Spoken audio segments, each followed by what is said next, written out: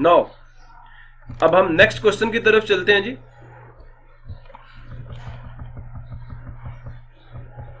Question number 5। Question number 5 में हमसे क्या डिमांड किया जा रहा है, ये क्वेश्चन पढ़ के समझ आएगा। So write equilibrium constant expression for each of the following reactions. Write का मतलब लिखिए इक्विलिब्रियम कांस्टेंट एक्सप्रेशन, इसका मतलब केसी वाली एक्सप्रेशन आपने लिखनी है। Equilibrium constant expression for each, for का मतलब के लिए, ईच का मतलब हर एक, ऑफ द फॉलोइंग हर एक के लिए, फॉलोइंग का मतलब नीचे लिखे गए रिएक्शंस, जो रिएक्शंस हैं। So let us start the work. ये जो पहला क्वेश्चन आपको दिया जा रहा है, ये जो क्वेश्चन नंबर 5 का फर्स्ट पार्ट है, इसके अंदर आप अगर जरा थोड़ा सा गौर करें तो आपको नजर आ रहा होगा कि यहाँ पे जो ऑक्सीजन है इसके कोफिशिएंट में 1/2 लिखा हुआ है, हाफ लिखा हुआ है। तो मैं आपको सजेस्ट करूंगा कि आप इस पूरी एक्सप्रेशन को 2 से मल्टीप्लाई कर दें। 2 से मल्टीप्लाई करने से इक्वेशन पे कोई फर्क नहीं पड़ेगा। मतलब आप H2O को भी 2 से मल्टीप्लाई करें और H2 को भी 2 से मल्टीप्लाई करें और ऑक्सीजन को भी 2 से मल्टीप्लाई करें, तो इससे इक्वेशन पे कोई फर्क नहीं पड़ेगा। हाँ, अब अगर कोई स्टूडेंट ये कहता है सर कैसे फर्क नहीं पड़ेगा, तो बेटा मैथमेटिक्स की एक प्रॉपर्टी है, मल्टीप्लिकेटिव प्रॉपर्टी, कि the product of 2 equations is also an equation. 2 equations का प्रोडक्ट भी एक इक्वेशन होता है। और याद रखिएगा, याद रखिएगा, याद रखिएगा, इसका आपको एक इसके ऊपर जो रिस्ट्रिक्शन है वो भी बता दूं कि जिन 2 इक्वेशंस को आप आपस में मल्टीप्लाई कर रहे हैं, फिर दोबारा सुन ले, जिन 2 इक्वेशंस को आप मल्टीप्लाई कर रहे हैं, इस मल्टीप्लिकेशन के अंदर एक इक्वेशन की दोनों साइडें जो है वो 0 के बराबर नहीं होनी चाहिए। या सादा अल्फाज में ये कहूं कि आप 0 से इक्वेशन की दोनों साइडों को मल्टीप्लाई नहीं कर सकते, ये अलाउड नहीं है। So let us start the work. जो पहला रिएक्शन हमें दिया गया, this is the decomposition of water molecule H2O।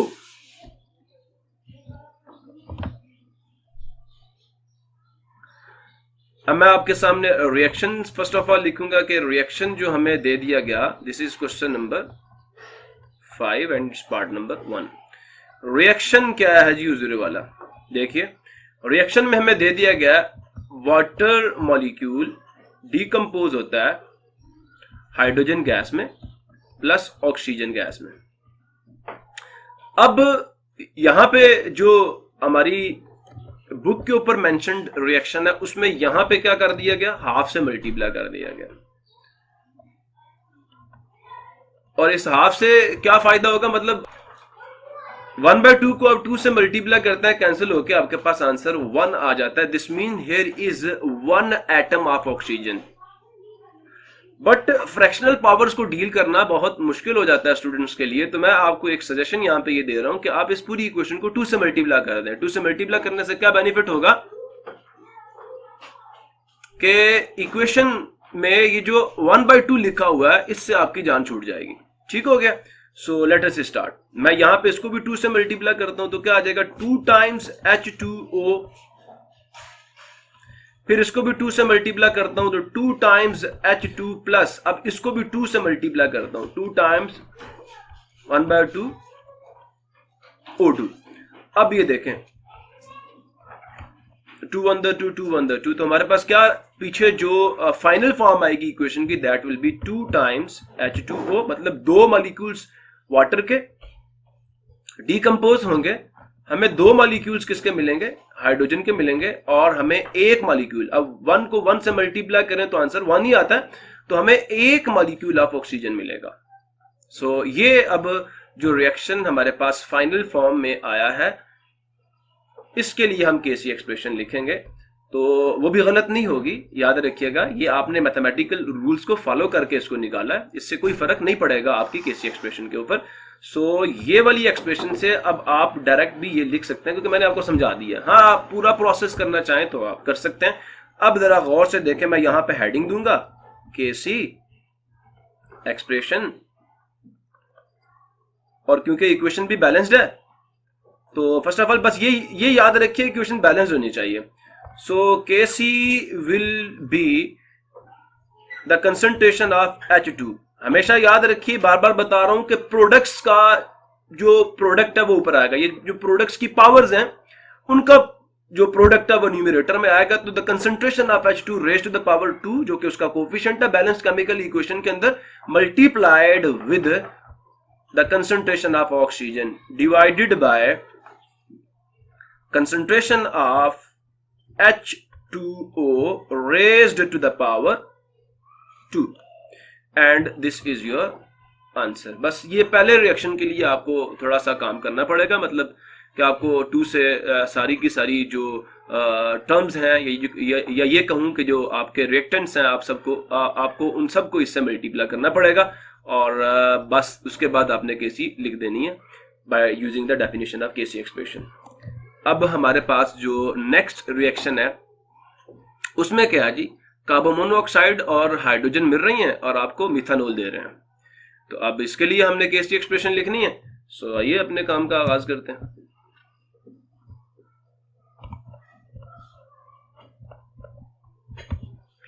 Reaction क्या है जी, कार्बन मोनोऑक्साइड प्लस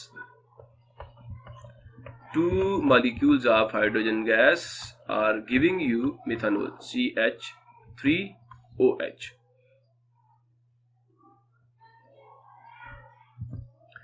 ठीक हो गया। अब हम ये चेक कर लेते हैं कि क्या ये इक्वेशन बैलेंस्ड है। तो आप देखें कार्बन के जो यहाँ पे एटम्स हैं रिएक्टेंट्स के अंदर वो एक है, यहाँ पे भी एक है, ऑक्सीजन एक है, यहाँ पे भी एक है, हाइड्रोजन यहाँ पे 2 to the 4 है और यहाँ पे देखें 3 + 1 4 हो गए। तो केमिकल इक्वेशन बैलेंस्ड है।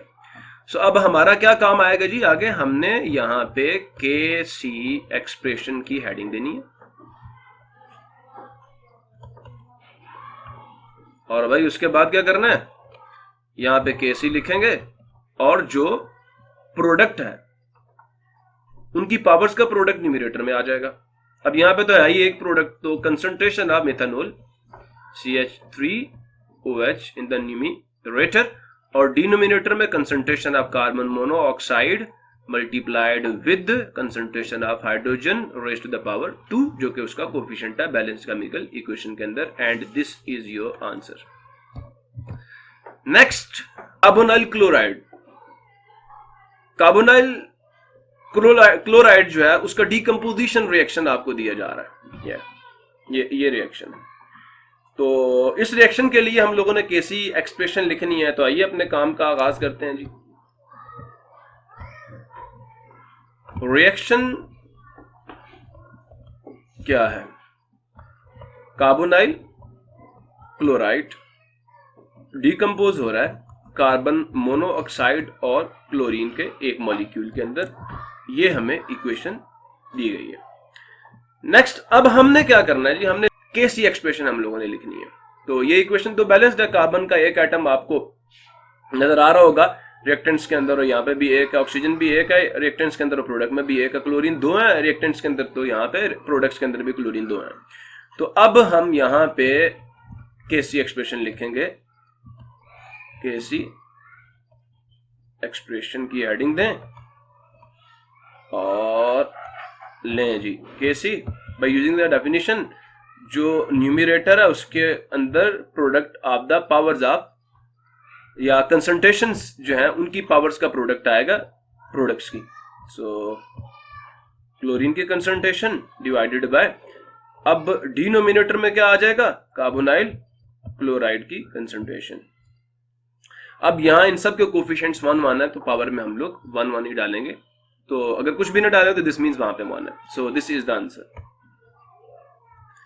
Now the next question is,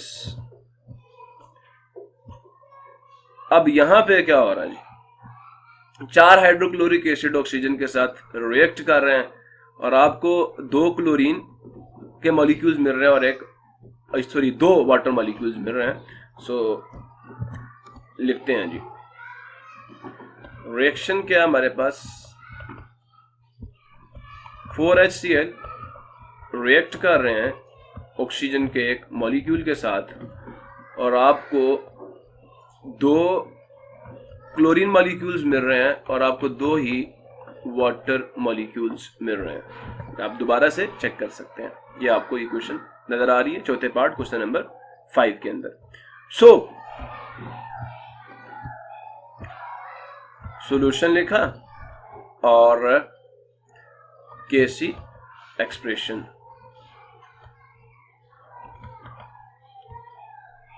check कर लीजिएगा केमिकल इक्वेशन बैलेंस्ड है या नहीं। सो केसी एक्सप्रेशन, अगर आपकी जो केमिकल इक्वेशन है ये बैलेंस्ड ना होती तो मैं केसी एक्सप्रेशन हरगिज ना लिखता, अगर लिखता भी तो वो गलत होती। बैलेंस्ड केमिकल इक्वेशन के लिए लिखी गई केसी एक्सप्रेशन ही दुरुस्त होती है। और अगर केमिकल इक्वेशन बैलेंस्ड नहीं है और आप केसी एक्सप्रेशन लिख रहे हैं तो हुजूर वाला इस बात को अपने ज़हन में बिठा लीजिए, फिर कह रहा हूं बिठा लीजिए, केसी एक्सप्रेशन गलत होगी। तो प्रोडक्ट्स की कंसंट्रेशन न्यूमरेटर में आ जाएगी, क्या आ जाएगा, Cl2 raised to the power 2 multiplied with the concentration of H2O raised to the power 2 divided by the concentration of HCl, that is hydrochloric acid, raised to the power 4 multiplied with the concentration of oxygen raised to the power 1, and this is your answer. सो हमारा question number 5 जो है वो हमने complete कर दिया। अब question number 6 को हम लोग देखते हैं कि determine the units of equilibrium constants for the following reactions. अब जो आपको छठे सवाल के अंदर 4 पार्ट्स दिए गए हैं और हर पार्ट में एक रिवर्सिबल रिएक्शन मौजूद है और आपको कहा गया कि आपने हर रिएक्शन के लिए केसी का यूनिट जो है वो बताना है कि केसी एक्सप्रेशन का यूनिट क्या होगा या केमिकल इक्विलिब्रियम कांस्टेंट का यूनिट क्या होगा। So let us start the work.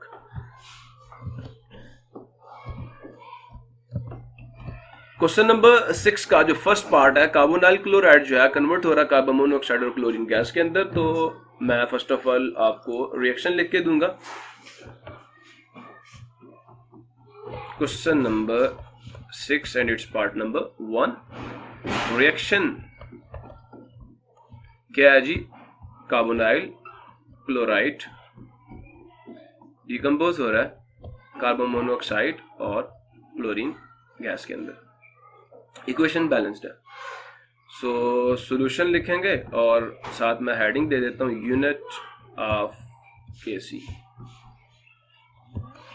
तो फर्स्ट ऑफ ऑल तो हम मेंशन करेंगे कि केसी की एक्सप्रेशन जो है वो है क्या इस रिएक्शन के लिए। तो न्यूमरेटर में कार्बन मोनोऑक्साइड की concentration multiplied with the concentration of chlorine और divided by the concentration of the reactants का प्रोडक्ट होगा, लेकिन यहाँ पे तो प्रोडक्ट में एक ही सब्सटेंस है, so therefore the concentration of carbonyl chloride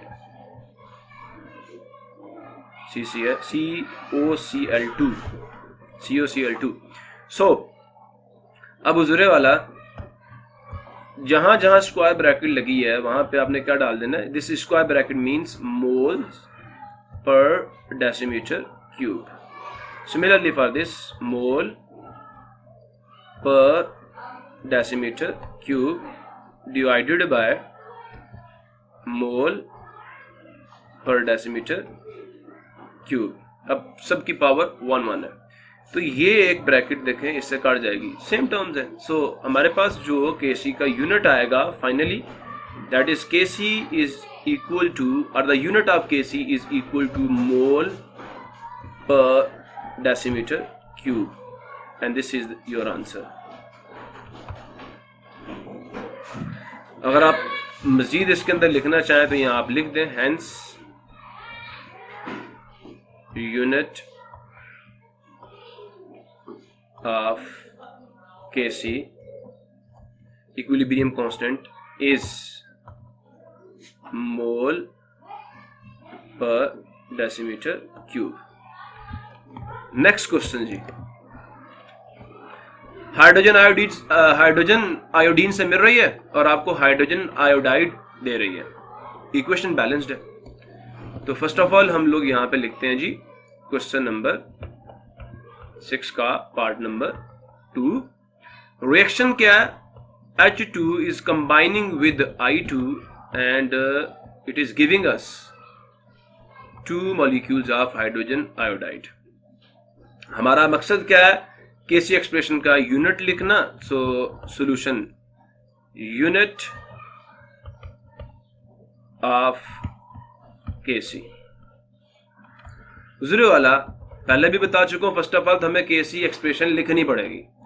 तो केसी एक्सप्रेशन लिखने का तरीका मैं आपको बड़े अच्छे तरीके से समझा चुका हूं कि न्यूमरेटर के अंदर जो हमारा प्रोडक्ट है उसकी concentration raise to the power 2 आ गई divided by concentration of H2 multiplied with the concentration of I2। आप यहां से देख के भी बता सकते थे कि इस केसी का कोई यूनिट नहीं होगा। वजह क्या है? देखिए यहाँ पे जो प्रोडक्ट है उसके कितने मोल्स आ रहे हैं 2, और यहाँ पे जो रिएक्टेंट्स हैं उनके कितने मोल आ रहे हैं वो भी 2 हैं। Total number of moles of reactants 1 + 1 2 हो गए। मतलब रिएक्टेंट्स के भी 2 मोल्स हैं और प्रोडक्ट के भी 2 मोल, टोटल मोल जो बन रहे हैं। तो ऐसी केमिकल इक्वेशंस जिनके अंदर रिएक्टेंट्स के टोटल नंबर ऑफ मोल्स और प्रोडक्ट्स के टोटल नंबर ऑफ मोल्स जो हैं वो बराबर हों, उनका यूनिट जो होता है वो नहीं होता। तो यहाँ पे अब देखें केसी, और ये जो स्क्वायर ब्रैकेट है इसका मतलब क्या? Mole per decimetre cube raise to the power 2 divided by mole per decimetre cube. ये हमने हाइड्रोजन गैस की कंसंट्रेशन डाल दी, मोल पर डेसीमीटर क्यूब। ये हमने आयोडीन की मोलर कंसंट्रेशन डाल दी। अब हुजूरे वाला इन दोनों का मल्टीप्लाई करूंगा तो स्क्वायर ही आएगा, सेम ब्रैकेट्स हैं, तो मैं इन दोनों को इस एक से काट देता हूं। अब यहां ऊपर भी 1 आ गया और यहां पे भी क्या आ गया? 1 आ गया।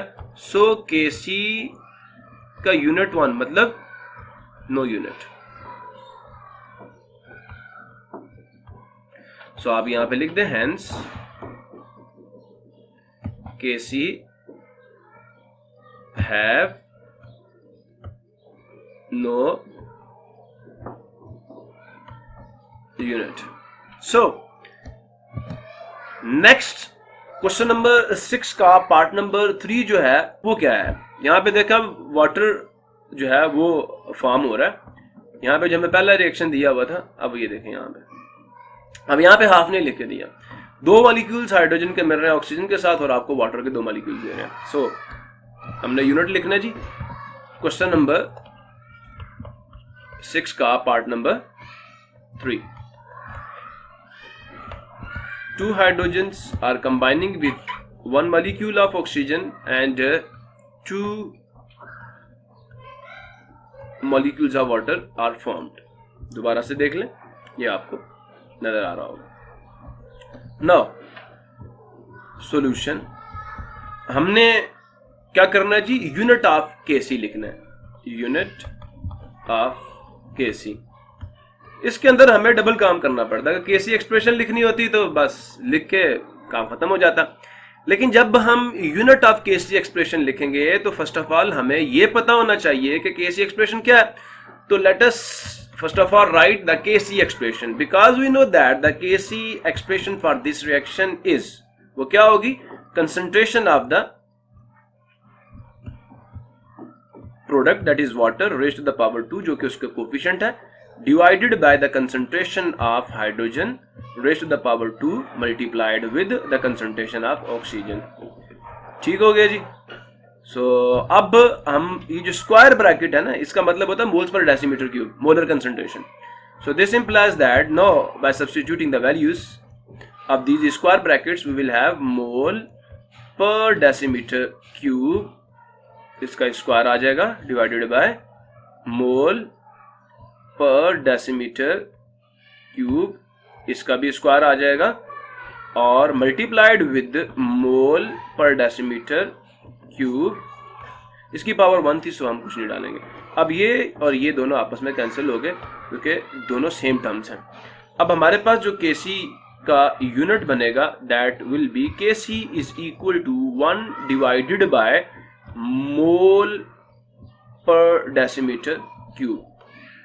अब लॉज ऑफ एक्सपोनेंट्स तो ये कहते हैं कि अगर एक टर्म डिनोमिनेटर से न्यूमरेटर में जाती है, for example 1 divided by a raised to the power -n है, तो न्यूमरेटर में जाकर उसकी पावर का साइन चेंज हो जाएगा।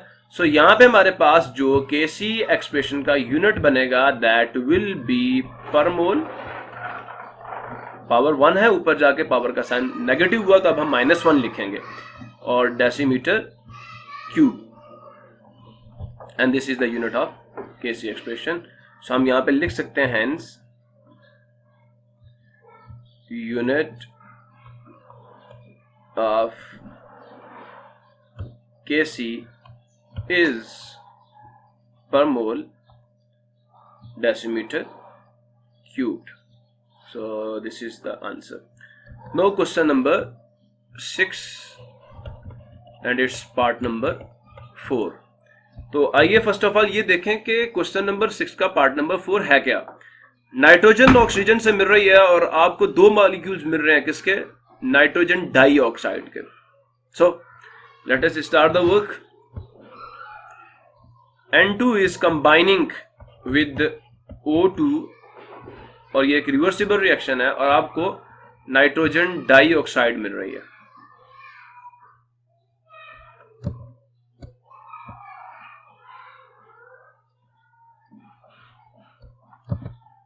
तो यहां पे हम 2 डालेंगे।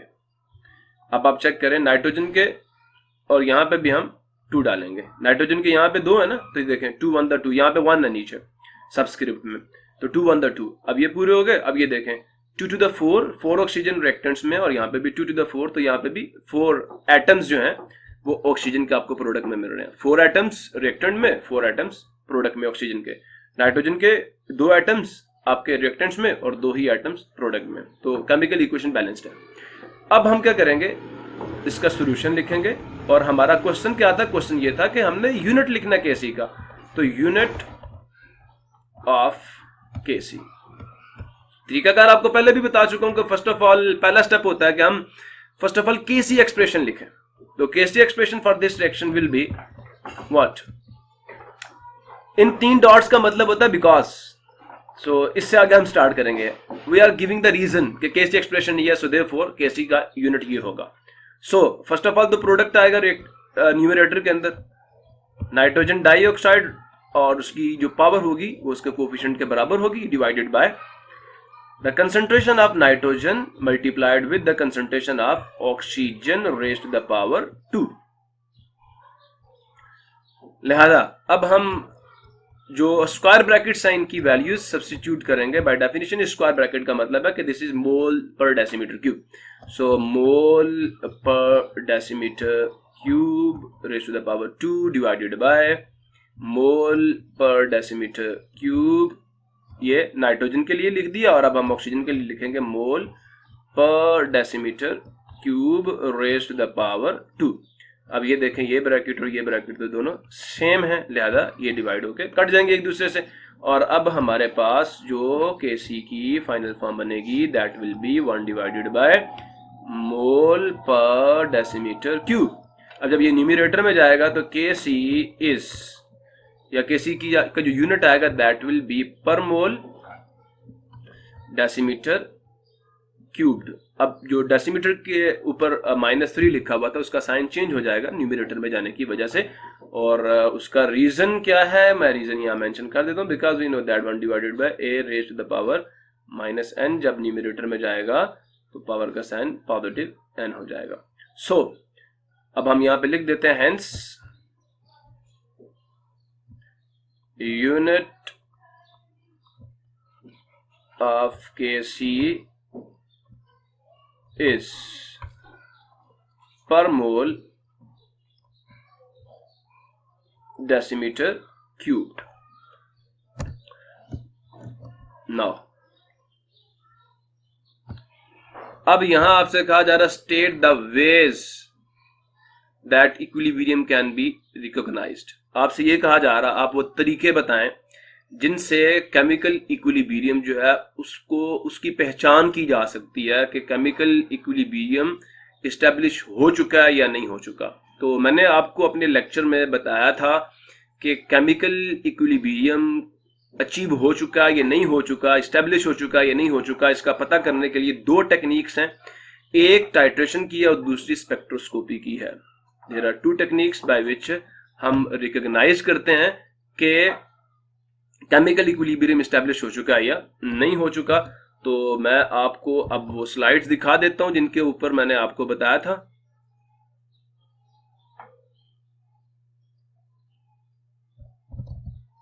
यस, ये देखें ways to recognise chemical equilibrium state.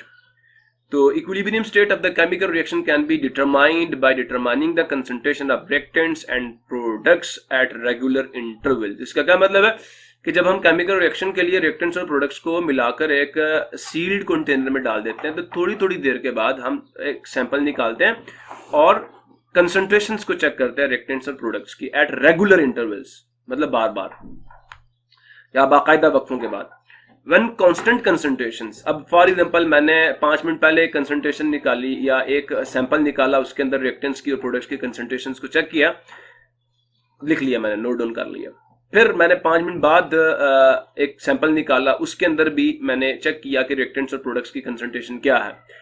अगर जो 5 मिनट पहले वाला सैंपल था उसमें मौजूद रिएक्टेंट्स और प्रोडक्ट्स की कंसंट्रेशंस और जो मैंने 5 मिनट बाद सैंपल निकाला उसके अंदर रिएक्टेंट्स और प्रोडक्ट्स की कंसंट्रेशंस डिफरेंट आ रही हैं, तो अभी जो केमिकल इक्विलिब्रियम है एस्टैब्लिश नहीं हुआ। लेकिन अगर ये दोनों बराबर आ जाती हैं आफ्टर 5 मिनट्स, मैं फिर एक और सैंपल निकालता हूं और चेक करता हूं, तो अब जो सैंपल है इसके अंदर मौजूद रिएक्टेंट्स और प्रोडक्ट्स की कंसंट्रेशंस और जो 5 मिनट पहले मैंने सैंपल निकाला था उसमें मौजूद रिएक्टेंट्स और प्रोडक्ट्स की कंसंट्रेशन सेम आ रही है, तो this mean chemical equilibrium establish हो चुका है। So when constant concentrations of reactants and products are observed the reaction is at equilibrium. तो how we can determine the concentrations of reactants and products, तो ये दो तरीके हैं जी। Concentration of reactants and products are determined by both physical methods as well as chemical methods such as. अब titration जो है ये एक केमिकल मेथड है और जो स्पेक्ट्रोस्कोपी है this is the physical method. आपने ये क्वेश्चन बीच में नहीं लिखना, जब आप इसका जवाब देंगे तो आपने ये लिखना, ways to recognise the chemical equilibrium state, आपने हेडिंग देनी है। नीचे ये जो मैंने लिख के आपको बताया कि रेगुलर इंटरवल्स पे हम सैंपल्स निकालते हैं, उनमें रिएक्टेंट्स और प्रोडक्ट्स की कंसंट्रेशंस को चेक करते हैं, और जो इसका रूल है वो ये है कि when constant concentrations of reactants and products are observed then result क्या है, केमिकल इक्विलिब्रियम एस्टैब्लिश हो चुका है। और आपने बाद में ये लिख देना, concentrations of reactants and products are determined by the physical methods as well as chemical methods. आपने ये भी साथ डालना है उसके नीचे और वो आपने फिर मेंशन कर देने हैं कि वो मेथड कौन कौन से हैं। Titration is the chemical method by which we will check whether the chemical equilibrium is established or not, then spectroscopy is the physical method।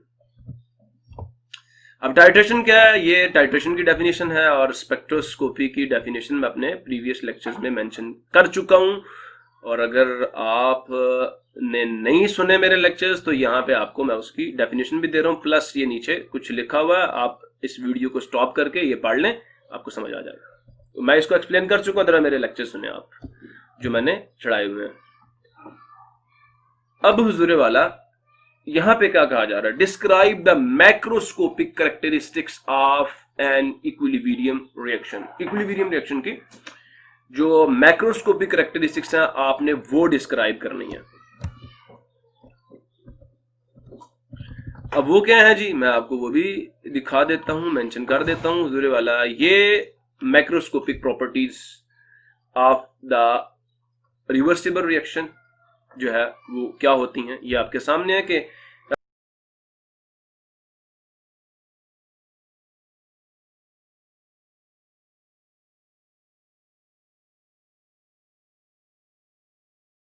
इसकी डिटेल्स जो है मैं आपको अपने प्रीवियस लेक्चर्स में दे चुका हूं।